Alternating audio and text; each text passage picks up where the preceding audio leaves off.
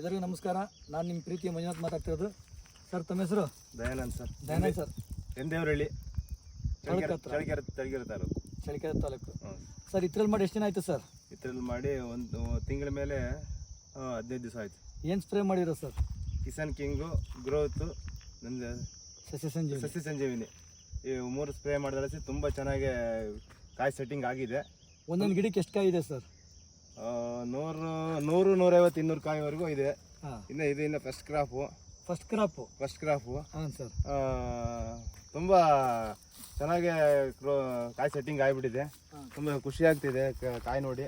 ಹಾಂ ಸರ್, ಕಾಯಿ ದುಂಡು ಚೆನ್ನಾಗಿ ಕಟ್ತಿದ್ಯಾ? ದುಂಡು ಚೆನ್ನಾಗಿ ಕಟ್ತಿದೆ. ರೈತರೇ ಎಲ್ಲರೂ ನೋಡ್ಬೋದು ಕಾಯಿ ಯಾವ ಥರ ಕಟ್ತಿದೆ. ಇಲ್ಲಿ ಬರ್ರಿ ಸರ್, ಇದನ್ನು ತೋರಿಸಿ ಒಳಗಡೆ. ಬರೀ ಕಡ್ಡಿಗೆ ಕಾಯಿ ಕಚ್ತಾ ಇದೆ. ನಾನು ನಿಮ್ಗೆ ಯಾವಾಗ ಹೇಳ್ತಿರ್ತೀನಿ ಕಾಯಿ ಕಡ್ಡಿ ಕಚ್ಚಬೇಕು, ಸ್ಟೆಮ್ ಮೇಲೆ ಬರಬೇಕು ಅಂತ ಹೇಳಿ. ನೋಡಿ ಯಾವ ಥರ ಕಾಯಿ ಕಟ್ಟಿದೆ. ಪ್ರತಿ ಗಿಡ ಕೂಡ ಅಬ್ಸರ್ವ್ ಮಾಡ್ಬೋದು. ಪ್ರತಿ ಗಿಡದಲ್ಲೂ ಕೂಡ ಕನಿಷ್ಠ ಅಂದ್ರೂ ಕೂಡ ಒಂದು 80 100 120 ಕಾಯಿ ತನಕ ಕಾಯಿ ಕಟ್ಟಿದೆ.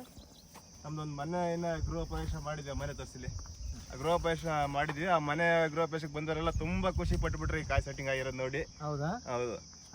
ಎಲ್ಲರೂ ಬಂದು ಬರೀ ಬಂದು ದಾಳಂಬ್ರೆ ನೋಡಿದ, ಮನೆ ಬಂದೋದು ಬಸ್ ದಾಳಂಬ್ರೆ ನೋಡಿದ್ರಿ ಸರ್.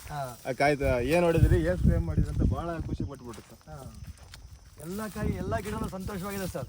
ನೋಡ್ಬೋದು ಕಾಯಿ ಯಾವ ಥರ ಒಳಗಡೆ ಕಟ್ಟಿದೆ. ಬರೀ ಕಡ್ಡಿಯಲ್ಲೇ ಕಚ್ಚಿದೆ ನೋಡಿ ಸರ್. ನೋಡಿ ನಾನು ಮಾತಾಡಕ್ಕೆ ಬಿಡ್ತಿಲ್ಲ, ರೈತರು ತುಂಬ ಖುಷಿಯಾಗಿ ಮಾತಾಡ್ತಾ ಇದ್ದಾರೆ.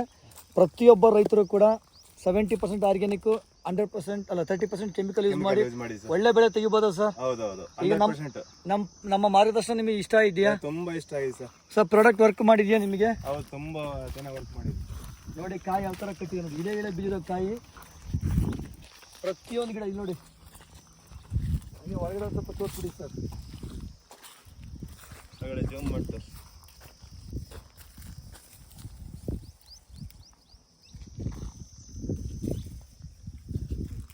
Thank you sir. Thank you sir.